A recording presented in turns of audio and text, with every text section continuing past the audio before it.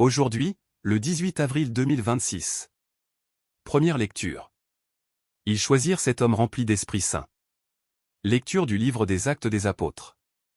En ces jours-là, comme le nombre des disciples augmentait, les frères de langue grecque récriminèrent contre ceux de langue hébraïque, parce que les veuves de leur groupe étaient désavantagées dans le service quotidien. Les 12 convoquèrent alors l'ensemble des disciples et leur dirent: il n'est pas bon que nous délaissions la parole de Dieu pour servir aux tables. Cherchez plutôt, frères, 7 d'entre vous, des hommes qui soient estimés de tous, remplis d'Esprit Saint et de sagesse. Et nous les établirons dans cette charge. En ce qui nous concerne, nous resterons assidus à la prière et au service de la parole. Ces propos plurent à tout le monde.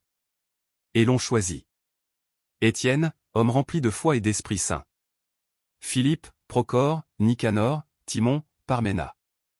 Et Nicolas, un converti au judaïsme, originaire d'Antioche. On les présenta aux apôtres. Et après avoir prié, ils leur imposèrent les mains. La parole de Dieu était féconde. Le nombre des disciples se multipliait fortement à Jérusalem. Et une grande foule de prêtres juifs parvenait à l'obéissance de la foi. Parole du Seigneur. Psaume. Que ton amour, Seigneur, soit sur nous. Comme notre espoir est en toi. Alléluia. Égal. Criez de joie pour le Seigneur, homme juste. Homme droit, à vous la louange. Rendez grâce au Seigneur sur la cithare. Jouez pour lui sur la harpe à 10 cordes. Oui, elle est droite, la parole du Seigneur. Il est fidèle en tout ce qu'il fait. Il aime le bon droit et la justice. La terre est remplie de son amour. Dieu veille sur ceux qui le craignent, qui mettent leur espoir en son amour, pour les délivrer de la mort, les garder en vie au jour de famine. Évangile. Ils virent Jésus qui marchait sur la mer. Alléluia. Alléluia. Le Christ est ressuscité, lui qui a tout créé. Il a pris en pitié le genre humain. Alléluia.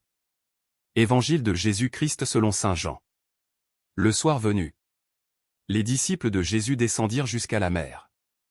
Ils s'embarquèrent pour gagner Capharnaüm. Sur l'autre rive, c'étaient déjà les ténèbres. Et Jésus n'avait pas encore rejoint les disciples. Un grand vent soufflait, et la mer était agitée. Les disciples avaient ramé sur une distance de 25 ou 30 stades, c'est-à-dire environ 5000 mètres, lorsqu'ils virent Jésus, qui marchait sur la mer et se rapprochait de la barque. Alors, ils furent saisis de peur. Mais il leur dit: c'est moi. N'ayez plus peur. Les disciples voulaient le prendre dans la barque. Aussitôt, la barque toucha terre, là où il se rendait. Acclamons la parole de Dieu. Louange à toi Seigneur Jésus.